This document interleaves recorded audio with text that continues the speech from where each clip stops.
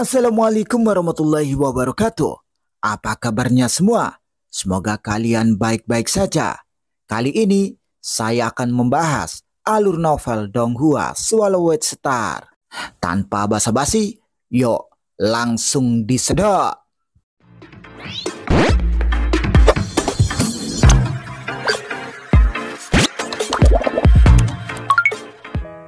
Melanjutkan dari cerita sebelumnya. Dugaan Kaisar Chu benar. Berita bahwa Luo Feng menjadi Raja Dewa segera dikonfirmasi dan dua organisasi intelijen terbesar, Persekutuan Yan Feng dan Kamar Dagang Guntur, mengkonfirmasinya dan menjual informasi ini kepada klien mereka. Di Gunung Palu, di sebuah kolam permandian yang besar, seekor makhluk suci berbaju sisik putih dengan tubuh yang berkelok-kelok sedang berlatih di dalamnya dan cahaya kemasan samar menyebar. Makhluk itu tiba-tiba membuka matanya dan bentuk tubuhnya berubah menjadi Raja Dewa Polu. Dia tersenyum. Seperti yang diharapkan semua pihak, Luo He menjadi Raja Dewa dalam waktu singkat. Tanpa bantuan kekuatan eksternal, Luo Feng dapat mencapai tingkat pertama Raja Dewa yang tak terkalahkan. Ini sungguh mengerikan. Raja Dewa Polu cukup iri dengan ini. Saya memiliki seorang guru yang mengajariku bahwa saya harus beralih ke garis keturunan Hunyuan untuk mencapai tingkat pertama Raja Dewa yang tak terkalahkan. Dibandingkan dengan Luo He, itu terlalu jauh di belakang. Ada sedikit keengganan di mata Raja Dewa Polu. Terlalu sulit untuk menerobos alam. Aku memahami aturan yang terkandung dalam garis keturunan Hunyuan, tapi aku masih belum bisa menembus ke tingkat kedua Raja Dewa. Raja Dewa Polu menggelengkan kepalanya pelan, lalu berubah menjadi tubuh asli garis darah Hunyuan dan terus berlatih dengan penuh konsentrasi. Sementara itu, di negara kuno Guntur, kota Sulsan, sebagai transenden alam kekacauan yang baru dipromosikan, Sui Zhanke sangat rendah hati dan fokus pada pemahaman garis darah Hunyuan. Dia tidak terburu-buru untuk menjadi Raja Dewa. Baginya, menjadi Raja Dewa adalah sesuatu yang bisa dia lakukan kapan saja. Saat ini, Sui Zhanke sedang duduk bersila dengan api yang membumbung dari tubuhnya. Ekspresinya masih tenang tanpa riak apapun. Kehendak spiritualnya berada pada level kedua dari Raja Dewa. Dan wilayahnya cukup tinggi. Masih sangat mudah baginya untuk memahami garis darah Hunyuan level pemula, dan dia bisa tetap benar-benar sadar dan rasional. Sui Zhanke tiba-tiba menerima informasi. Luo Feng berhasil. Sui Zhanke sangat gembira. Begitu cepat dia menjadi Raja Dewa setelah datang ke benua asal selama lebih dari 100 abad. Sui Zhanke telah memasuki kedalaman lautan semesta karena putus asa ingin memperbudak binatang sektor, kemudian melatih murid untuk membalas dendam. Harapannya sangat tipis. Namun, Sui Zhanke tahu dirinya sendiri. Jika dia tetap tinggal di benua asal, dia tidak akan pernah bisa melawan 3 raja kerajaan Xi. Dia tidak bisa membunuh mereka semua sepenuhnya. Kemudian, muridnya Luo Feng mampu mempraktikkan teknik Liu Yan. Itu membuat Sui Zhanke sangat bersemangat. Bagaimanapun, ini adalah warisan yang telah disebarkan oleh Yuan, tetapi banyak jenius di benua asal tidak dapat mempraktikannya. Ini juga berarti Luo Feng telah lulus ujian Yuan. Kemudian, Luo Feng menjadi dewa sejati. Ukuran miniatur alam semestanya belum pernah terjadi sebelumnya, membuat Sui Zhanke menyadari bahwa muridnya melampaui praktisi manapun di tingkat yang sama. Dia semakin percaya diri. Tanpa bantuan kekuatan eksternal, dia telah mencapai kekuatan seperti itu. Sui Zhanke berpikir, di antara 3 penguasa negara Xi, hanya penguasa Tiankun yang lebih kuat daripada Luo Feng. Sui Zhanke sangat gembira. Dalam kegembiraannya, dia merasakan pikiran, kemauan, dan semangat juangnya jauh lebih kuat. Tunggulah sedikit lebih lama, gumam Sui Zhanke. Dia tahu bahwa masih ada jalan panjang yang harus ditempuh untuk membunuh ketiga penguasa itu sepenuhnya. Scene berganti. Di ibu kota negara Si, di dalam istana, penguasa Tian Kun duduk di kursi utama. Saudara, setelah perintah terakhirmu, kami membuat rencana terperinci. Semua negara kekacauan di sepanjang perbatasan siap menyerang negara Yu kapan saja. Namun kami baru saja mendapat kabar bahwa Luohe telah menjadi Raja Dewa, kata Patriark Wu Xiang yang penuh permusuhan terhadap Luo Feng karena pernah menghancurkan kesempatan terbesarnya. Dia baru saja menjadi Raja Dewa. Itu tidak mempengaruhi situasi secara keseluruhan, penguasa Tian Kun berkata dengan tenang. Menurut spekulasi dari semua pihak, setelah dia menjadi Raja Dewa, dia akan segera menjadi tak terkalahkan di tingkat pertama Raja Dewa. Kami tidak takut padanya, tetapi jika dia bergerak, kami tidak dapat menghentikannya, kata Raja Dewa Ku Feng. Patriark Wu Xiang, Raja Dewa Daomo, Raja Dewa Liu Yu, dan Raja Dewa Ku Feng semuanya adalah Raja Dewa dengan akumulasi yang dalam, tetapi Patriark Wu Xiang yang terkuat hanya berada pada tingkat ekstrim dari tingkat pertama Raja Dewa. Kali ini aku dan teman-temanku memutuskan bersama, tidak apa-apa jika Luohe tidak ikut campur. Jika dia ikut campur, aku akan membuatnya membayar harganya. Mata penguasa Tian Kun tampak dingin. Tapi kalian juga harus ingat bahwa saat menyerang kerajaan Yu, hindari kota Huyang, hindari juga seluruh negara kekacauan tempat kota Huyang berada.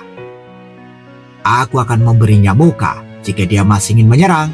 Ketika konflik terjadi, keluarga kerajaan kuno Yanfeng tidak bisa menyalahkanku. Penguasa Tian Kun tidak peduli dengan Luohe. Dia lebih peduli hubungannya dengan keluarga kerajaan kuno Yanfeng. Ya, kami akan menghindarinya. Keempat Raja Dewa mengerti. Penguasa Tian Kun mengangguk. Mengikuti perintahnya, negara-negara kekacauan utama di perbatasan kerajaan Si mulai melintasi garis perbatasan dan menyerang kerajaan Yu. Tentu saja mereka hanya menghindari negara kekacauan Jiuyang, tempat kota Huyang berada. Scene berganti. Di kota Huyang. Tuan kota, wakil tuan kota Mao Qilimeng dan Mao Yuhu datang menemui Luo Feng pada saat yang sama. Kenapa kalian terburu-buru? Apa ada masalah? Kata Luo Feng yang berpakaian perak duduk di gedung tinggi di istana penguasa kota sambil minum. Mao Qilimeng segera melaporkan. Ini masalah besar. Kerajaan Si telah menyerbu kerajaan Yu. Banyak kota di perbatasan kerajaan Yu telah diserang. Sambil melawan, kota-kota itu juga meminta bantuan dari ibu kota. Kali ini kerajaan Si benar-benar melanggar aturan. Selama invasi, banyak pemain alam kekacauan yang mengambil tindakan dan mereka jelas tidak takut dengan eskalasi perang, kata Mo Yuhu. 5 Raja Dewa kerajaan Yu kita belum memberikan perintah yang jelas sekarang. Mao Qilimeng juga khawatir. Tanpa perintah dari Raja Dewa, alam kekacauan di berbagai tempat sedikit malu-malu dan terus-menerus mundur, sehingga banyak tempat telah hilang. Dalam peperangan, kita harus menyerang ketika kita harus menyerang, dan mundur ketika kita harus mundur. Sekarang, tidak ada perintah yang jelas. Itu yang paling merepotkan. Mao Qilimeng juga tahu bahwa situasinya tidak baik. Luo Feng mengangguk dan berkata, sekarang, Raja Kerajaan Yu sedang dalam masalah dan tidak bisa kembali untuk sementara waktu. Jadi 4 Raja Dewa Kerajaan Yu lainnya tidak berani mengambil tindakan. Mereka masih menunggu perintah Raja. Raja tidak bisa kembali. Mao Qilimeng dan Mo Yuhu terkejut. Akan segera ada hasilnya, kata Luo Feng. Raja Kerajaan Yu tidak bisa menunda terlalu lama lagi. Kerajaan Si sengaja maju selangkah demi selangkah. Kalau mereka benar-benar ingin menghancurkan negara, para Raja Dewa seharusnya menyerang ibu kota saja sebelum mereka dapat membunuh Raja Kerajaan Yu. Sebelum mereka dapat membunuh Raja Kerajaan Yu, Kerajaan Si tidak akan berani memulai perang untuk menghancurkan negara. Mereka maju selangkah demi selangkah hanya untuk membiarkan Raja Kerajaan Yu membuat pilihan. Apakah dia akan menyerahkan tubuh aslinya? Kata Luo Feng. Scene berganti. Di negara Yu, di ibu kotanya. Raja! Keempat Raja Dewa telah tiba di sini dan mereka semua menatap sang raja dengan cemas. Sosok yang tinggi dan berbulu duduk di sana. Tatapannya sangat rumit, penuh dengan keengganan, kemarahan, dan ketidakberdayaan. Tuan, meskipun kecepatan penaklukan kerajaan Si tidak cepat, ini adalah invasi skala penuh. Sejauh ini, kita telah kehilangan 32 kota besar dan 7 negara kekacauan telah sepenuhnya hilang. Pasukan mereka masih terus maju. Mereka memaksamu untuk membuat keputusan, kata sosok berjubah hitam dengan 2 tanduk melengkung. Mereka menekanku selangkah demi selangkah hanya untuk membuatku menyerahkan tubuh asliku dan meninggalkan Tiana, kata penguasa negeri Yu. Tapi dia tidak bersedia. Dia hanyalah perwujudan kekuatan dewa. Tubuh aslinya kuat, lingkungan Tiana lebih cocok untuknya, dan persaingan untuk mendapatkan sumber daya cukup sengit. Jadi dia memanggil penguasa Tiankun dan beberapa orang kuat lainnya untuk bergabung guna menghadapinya. Tuan, apa yang harus kami lakukan sekarang? Keempat Raja Dewa itu semua memandang raja. Jika raja tidak bertindak, mereka berempat tidak akan bisa berdiri. Lagi pula, menghadapi Raja Tiankun, mereka takut akan dipaksa bereinkarnasi. Raja Yu terdiam. Sekarang, ada eksistensi tingkat hegemon di wilayah Yu kita. Meskipun dia tidak bisa mengalahkan Raja Tiankun, dia tidak takut padanya. Tiba-tiba, seorang wanita berpakaian hijau berkata dengan lembut. Dan eksistensi tingkat hegemon ini telah mencapai titik ini. Tanpa bantuan kekuatan eksternal apapun, tidak ada kekuatan di benua asal yang berani meremehkannya. Dan dia juga merupakan murid langsung Kaisar Negara Kuno Yanfeng. Tuan, jika Raja Dewa Luohe bergabung sepenuhnya dengan kerajaan Yu kita, itu akan berbeda. Sosok berjubah hitam dengan tanduk melengkung itu juga berkata, dan 2 Raja Dewa lainnya juga memiliki keinginan yang sama. Jika kau bisa begitu kuat tanpa kekuatan eksternal, dan apakah kau akan bergabung dengan negara kelas 2? Kata penguasa kerajaan Yu sambil menggelengkan kepalanya dengan lembut. Baiklah, kalian mundur dulu. Aku akan memikirkannya. Keempat Raja Dewa saling memandang dan hanya bisa mundur. Hanya sosok penguasa kerajaan Yu yang tersisa di aula sepi ini. Dengan potensi Luohe, dia dapat dengan mudah bergabung dengan 2 negara kuno dan negara-negara kelas 1 itu dan memegang jabatan tinggi. Bergabung dengan negara kelas 2, dia bahkan dapat mendirikan negara kelas 2 sendirian. Gumam Raja Yu, dia juga mengalami sakit kepala. Apapun hasilnya, mari kita coba dulu. Raja Yu tidak punya pilihan selain meminta teman-temannya untuk melawan penguasa Tiankun.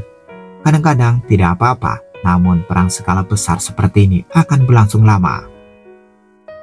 Kalau dipikir-pikir, Luohe dan aku punya takdir tertentu.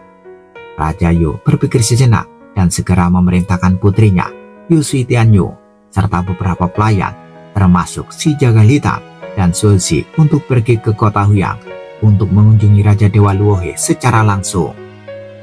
Di ibu kota kerajaan Yu, di dalam istana, si Jagal Hitam dan Sulsi saling berpandangan.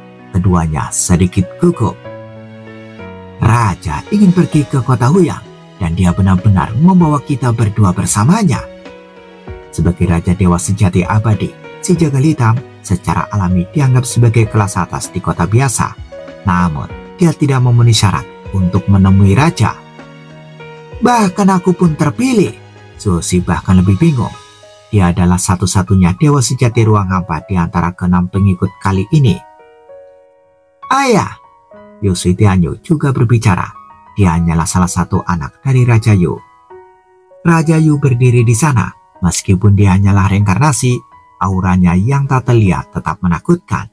Dia melirik ke-6 pengikut dan akhirnya mengarahkan pandangannya pada guru dan murid, si Jagal Hitam dan Sulsi. Kali ini aku pergi ke Yancheng untuk mengunjungi Raja Dewa Luohe. Kudengar kalian berdua adalah kenalan lama Raja Dewa Luohe, kata Raja Yu. Raja Dewa Luohe? Senior Luo, dia menjadi Raja Dewa. Si Jagal Hitam dan Sulsi tidak tahu Baru pada saat inilah mereka tahu bahwa Luohe telah menjadi Raja Dewa. Yang mulia, Raja Dewa Luohe sangat menyukai restoranku dan saya sering datang untuk mengurusnya, jawab si jagal hitam yang gemuk itu dengan patuh. Tuanku, ketika aku meninggalkan suku, Raja Dewa Luohe lah yang menyelamatkan tim suku kami sehingga aku dapat mencapai kota Huyang. Dewa Raja Luohe menyelamatkan hidupku.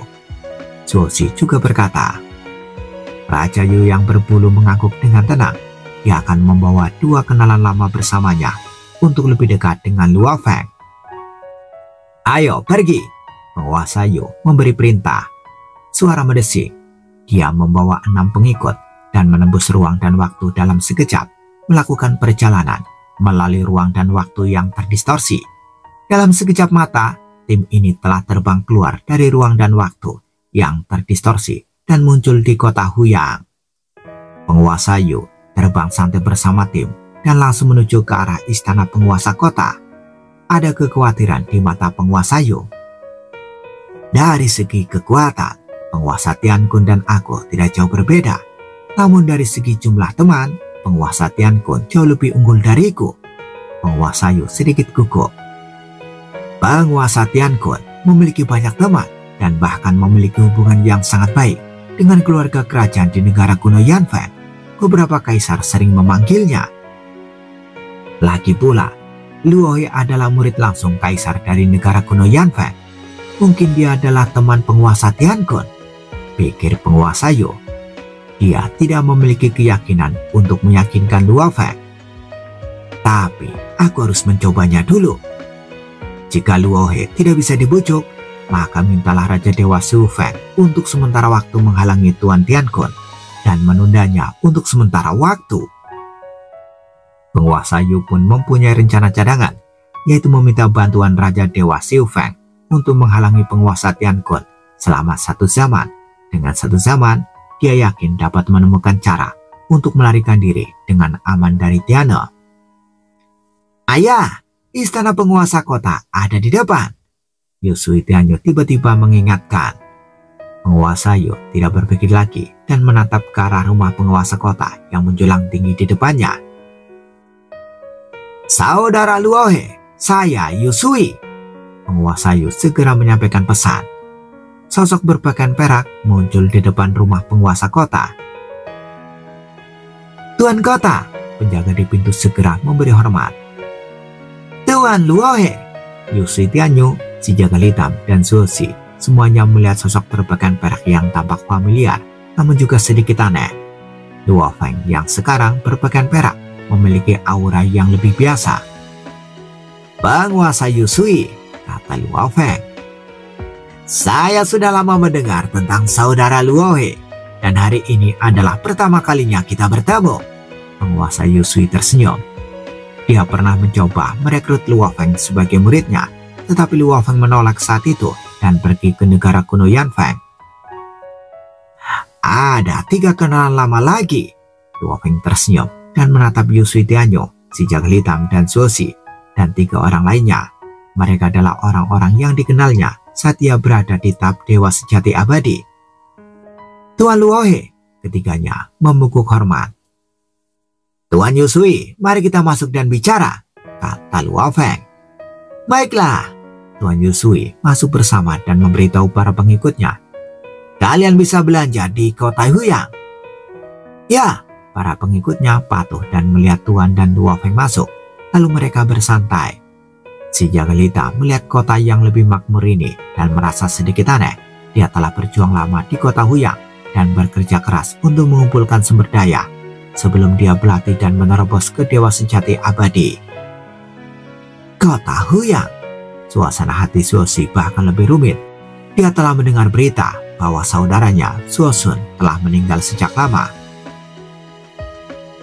Si jagal hitam, kau dan murid-muridmu saat mengenal kota Huyang. Siapkan tempat untuk makan dan minum.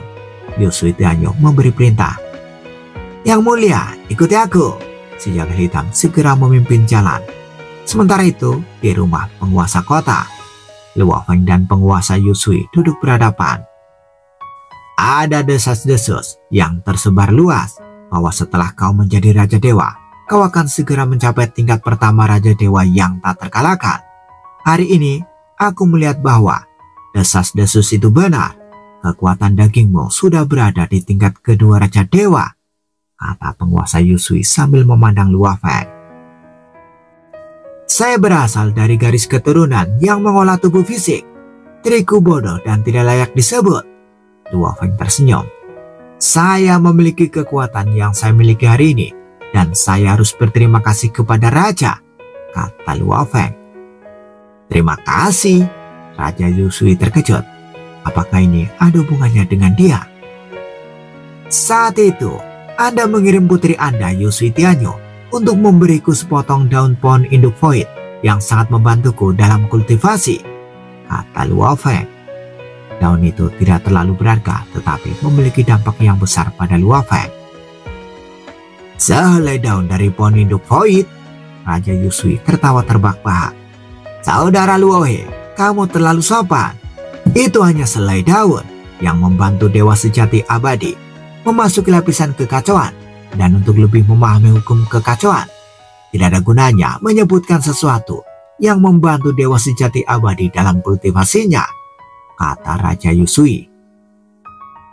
Tapi itu sangat berarti bagiku. Luo Feng tidak menjelaskan banyak hal. Dia terlalu miskin saat itu. Selai daun itu juga yang membuatnya memasuki alam kekacauan lebih cepat. Penguasa Yusui merasa lega saat ini. Dia bisa merasakan kebaikan Luohe.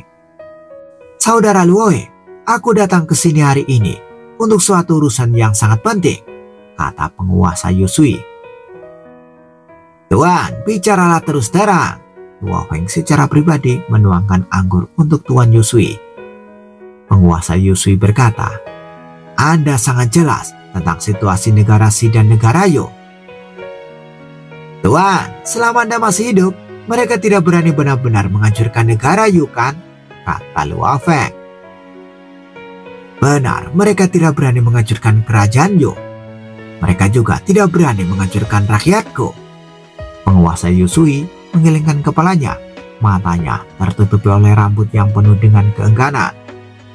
Tetapi mereka dapat terus mengikis kerajaan Yu, mengikis 90% wilayah kerajaan Yu, dan memaksa Raja Dewa kerajaan Yu lainnya untuk pergi satu persatu.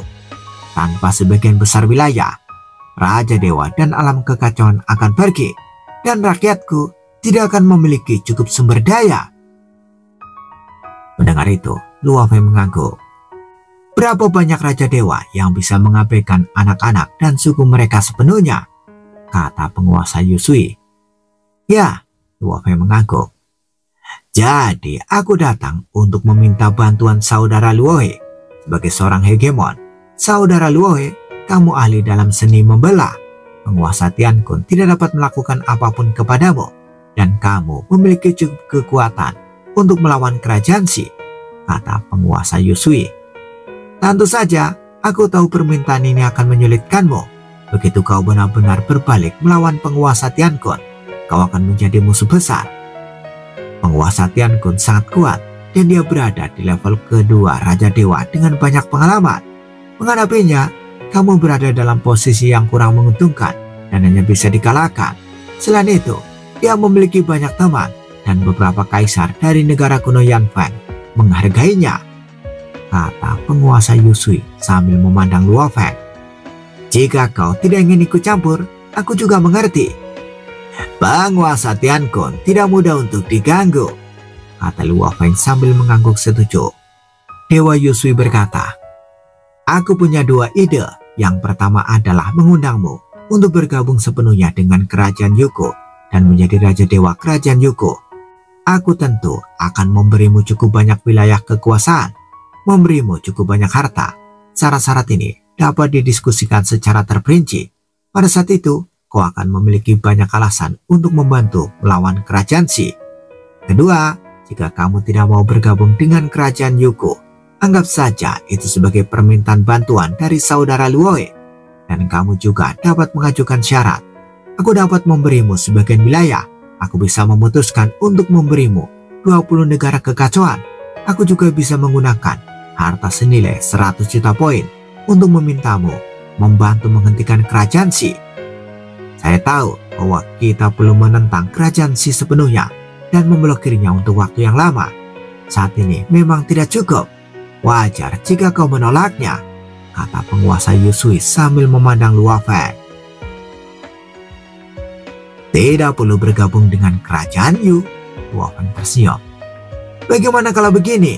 10 negara kekacauan, pekerjakan aku, dan aku akan membantumu menghentikan kerajaan Si. Penguasa Yusui sudah gelisah karena syarat yang diberikannya tidak tinggi. Kau setuju? 10 negara kekacauan? Penguasa Yusui agak tidak percaya Luo He terlalu mudah setuju dan berinisiatif menurunkan persyaratan. Penguasa Yusui bertanya, "Saudara Luo He, kapan kamu bisa bergerak?" "Kapan saja," jawab Luo Feng tersenyum. "Baiklah," penguasa Yusui sangat gembira. "Tunggulah sehari, aku butuh waktu sehari untuk merebut kembali 10 negara kekacauan ini terlebih dahulu. Sekarang, semuanya sudah memiliki pemilik. Begitu saudara Luo He berhasil mengusir kerajaan Si, akan sangat merepotkan untuk merebutnya kembali," kata penguasa Yusui. "Baiklah, aku akan menunggu kabar dari Tuan," kata Luo Feng. "Aku akan mengaturnya sekarang." Tuan Yusui berdiri, dia menatap Luo Feng dengan mata yang tulus. "Kakak Luo He telah membantuku kali ini. Aku pasti akan membalas budi ini." Luo Feng tersenyum dan berdiri, berkata, "Jika aku membutuhkan bantuan Tuan Yusui di masa depan, aku pasti akan meminta." Tuan Yusui segera berpamitan dan pergi, membawa pergi ke 6 pengikutnya yang sedang makan dan minum dengan santai di kota Huyang, dan langsung kembali ke ibu kota negara bagian Yu. "Aku akan bertarung dengan penguasa Tiankun." Luo Feng berdiri di pavilion rumah penguasa kota dengan tatapan dingin di matanya. Dia langsung setuju dan berinisiatif untuk menurunkan harga. Di satu sisi, dia memang bersyukur atas selai daun pohon induk void yang diberikan oleh Tuan Yusui saat dia lemah. Di sisi lain, itu juga untuk bertarung dengan beberapa penguasa dari kerajaan Si dengan cara yang logis, sehingga dia bisa secara pribadi merasakan kekuatan terperinci dari penguasa Tiankun.